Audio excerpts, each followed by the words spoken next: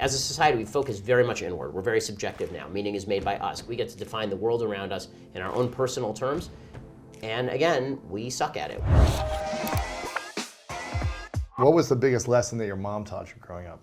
So my mom is really different from my dad, and for a variety of reasons, and she is eminently practical. So she was. Your dad's the artist. Exactly, and visionary, and likes to dream. And my mom was like, okay, yeah, but who's going to sign the check? And so that's where my mom comes in. And so, I'm a lot less garrulous than my dad, even though I talk a lot. My dad talks even more than I do, and my mom is a lot more kind of to the point. The word in Yiddish is tachlis.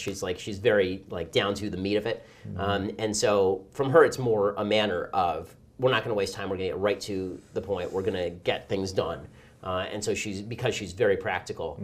And so I would say that the lesson that I learned from her is just go do it now. Stop talking. Just go do it right now. If you don't have an excuse, then you shouldn't be wasting time doing that. Wow. And so my dad taught a lot of kind of life lessons about morality and decency, and my mom was much more about you got to take action now. You need to go out. You need to move. Right? Make a plan. This is always, honestly, I've had depressed folks in my family, and I know I have friends who have been depressed before.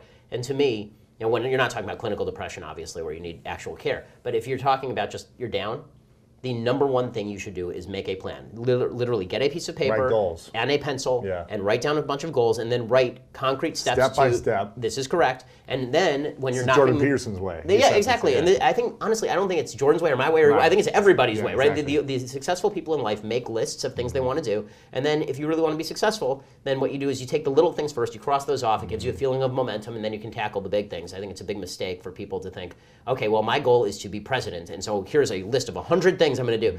How about take out the garbage first? Yeah, right? Make your bed. Right, as Jordan says. Yeah, exactly. Yeah, I think the key is that's why routines and habits are such a big hot topic right now. It's just when you have a routine where you do something every day, you build momentum, you start to feel better, you feel less depressed. And if we don't have something to aim at, then we are aimless. Yeah. We feel like we're just wandering in no man's land. And the worst comes to us as opposed to us creating the best for ourselves. Exactly, and I think that this does have some deep philosophical roots. So I have a book that's coming out in March, and it talks sort of about why suicide is up and why depression is up. And my basic thesis is that we're sort of living. So I talked at the very beginning about eternal values. I think there are certain eternal values that undergird our free and prosperous civilization. And we're living on the fumes of those values, having undermined a lot of those values. Name me a few of the core values you're talking about. Okay, so I think that there are four things that human beings need to be happy. You need individual purpose. So you're alone on a desert island. What do you do today? What gives you meaning? So you need individual purpose. You need individual capacity. So you need to feel like you have the capacity to do something. You live in a world where you have free will, where you can make a freely willed decision, where your reason is capable of understanding things. You can think things through and make a good set of decisions on your own. Right? You have to believe that the universe is predictable enough that things aren't magically changing around you and harming you and victimizing you. So you need that on the individual level, and then you need the same on a communal level. You need to feel that we together have something to do, right? As Americans, we have something to do, right? Or as a religious community, we have something to do. Or as a group of friends, we have something to do. And then you need to feel like there's communal capacity. We as a group of people can do it without violating the rights of the individual.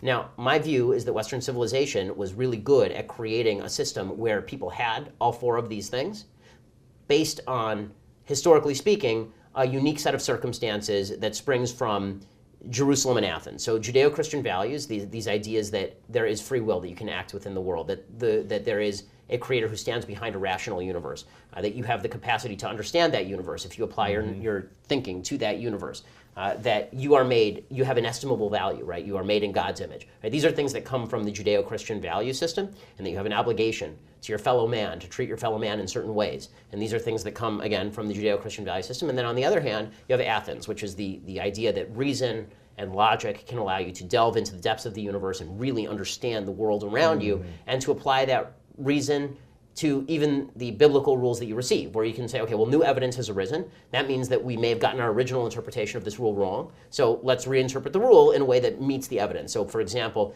the most obvious example is if you are a biblical believer, there are a lot of people now who are creationists. I'm not a creationist. So when I'm a creationist in the sense I believe God stands behind the creation of the universe, but there are people who believe literally that God created the universe in 6 24-hour days in exactly the order described by the Bible. I don't believe that, right? I believe that the evidence shows that that's not the case, which means that God was giving a document, if as a religious person, as a religious Jew, God was giving a document to human beings in language we could understand at the time, right. But that doesn't necessarily mean... So it's not the literal word, it's the interpretation. Well, right, well, the interpretation was always taken for granted because as human beings, that's what we do. Anytime I say something to you, you're interpreting. So if God says something to me, I'm also interpreting, and God knows that because he's omniscient. So the basic interplay, the tension between faith and reason is what created the West. Because without certain core assumptions, then you couldn't actually feel as though you have capacity to operate in the world. So I think we've ripped away a lot of these things. I think we've ripped away the Judeo-Christian value system. We've said that you don't need to go to church, the Bible is worthless, not only that, it's oppressive, it's repressive,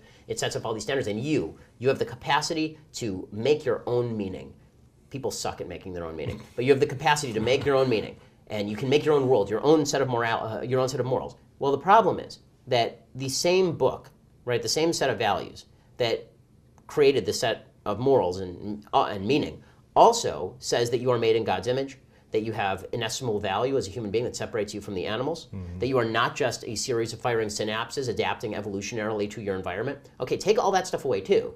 Now explain to me how you are a freely willed creature who can make a difference in your world. And the answer is you can't. Now you're a meatball wandering through space. So I think that what happened over the course of the last couple centuries is that Western civilization got rid of all the bases for why human beings are unique, which are religious assumptions.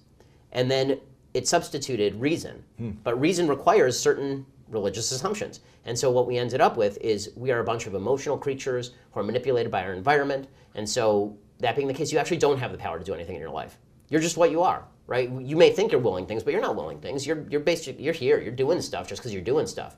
And life doesn't have any higher meaning. There's no purpose to serve. Even getting married and procreation and all this stuff, that's pleasure, but that's not actual meaning. That's not actual purpose. Well, pleasure can be a purpose, but it is not a purpose high enough to actually drive people to do the right thing. And it also doesn't explain why you should be altruistic, why you should help out other people, why you should worry about what happens after you die, right? Why you should. I'm not even preaching the afterlife here. I'm preaching that there are certain values inherent to being a human being that say that you should care about something beyond yourself. As a society, we focus very much inward. We're very subjective now. Meaning is made by us. Biology, apparently, is defined by us. We get to define the world around us in our own personal terms. And again, we suck at it. We are not good at it. People don't create their own meanings. You either feel that there is meaning that is discoverable out there in the universe, and that is your job to go find it. This is where Jordan and I are really on the same page. Or you are sitting in a chair trying to convince yourself that the meaning was made by you. Yeah. And it wasn't. And if it was, then why is your meaning any better than anybody else's meaning? Right. Is that why you think people are suffering and more depressed than ever right now? Or? I think that's the cause without them knowing it. Yeah. I think that the question is what gets you up in the morning? What's your mission today? And I think that we've been basically, as long as you don't look at it, you're okay, right? As long as you don't look too deeply at the problem, you're all right. So you just say, okay, well, my goal is to act morally today. And you say, okay, well, where do morals come from? And then we all get very uncomfortable, right? Well, I know what's right. I'm a nice person. Okay, define nice. Define person. I mean, right. Define all these terms. But those having no roots, that's why if you strip 3 layers down, then none of it makes any sense. And so I think that you've seen this manifest in basically, well, I'll let everybody do what they want, I'll do what I want, now I'll be happy, and that's not right. I mean, happiness, according to Judeo-Christian values, was in service of God, and in Greek thought, happiness was, at least in large part, living in coordination with reason. And so we've said we don't have to live in coordination with reason to be happy. And we've said we don't need to serve God or our fellow man in order to be happy. So what exactly is it that's supposed to make us happy? Food, and TV. Right. I mean, even if those who are watching or listening are not religious or don't believe in God, I'm sure that you've done the research on just the studies of what brings people happiness. Right. You know, religion is one of these things, by the way. Right. I mean, it is deeply tied in. I mean, or a core belief system, right? A belief something greater than yourself. Well, and this is the thing: people are religious even if they don't want to be. So if you're not, you are going to be religious about a thing. The question is, what are you going to be religious about? And when people, I mean, communists were the most religious people on planet Earth. They religiously believed in an ideal of a new utopia that was going to be created and was going to take effect over time. And if we have to murder a few million people to do it, we'll do it. people need a vision of what life is supposed to be, and they need a vision of what meaning is supposed to constitute. The number of people who are honest enough to just say, okay, well, you know what, I'm a nihilist, F it. That's 5 people, and their lives don't end up being very good. None of this is a suggestion that you have to be religious in order to be moral at all, right? I think that there are plenty of people I know who are atheists, which I understand, who are moral human beings. My contention is that and there's a lot of religious people who are deeply immoral. Yeah, for sure. The question is, what can you build a civilization on? I don't think you can build a civilization on mere matter. I don't think you can just say, like, the world's just made up of stuff. Yeah. And then stuff happens no greater to that purpose. Stuff. We're just here to exist. But somehow we end up at a system that directly mirrors the Judeo-Christian value system built over 3,000 years. Like, I think it's a question I asked Sam Harris. I'm friends with Sam, and we did a podcast together. And at one point I said to him, you know, Sam, you and I hold 95% of the same values, but you're an atheist, and I'm a religious person. So why is that? Where did your values come from? And he said, well, you know, I've studied all these different philosophies and religions, and then I came up with this moral system that I think makes sense for me. And I said, right, that explains why you think that these things are true, but why is it that we have such overlap here?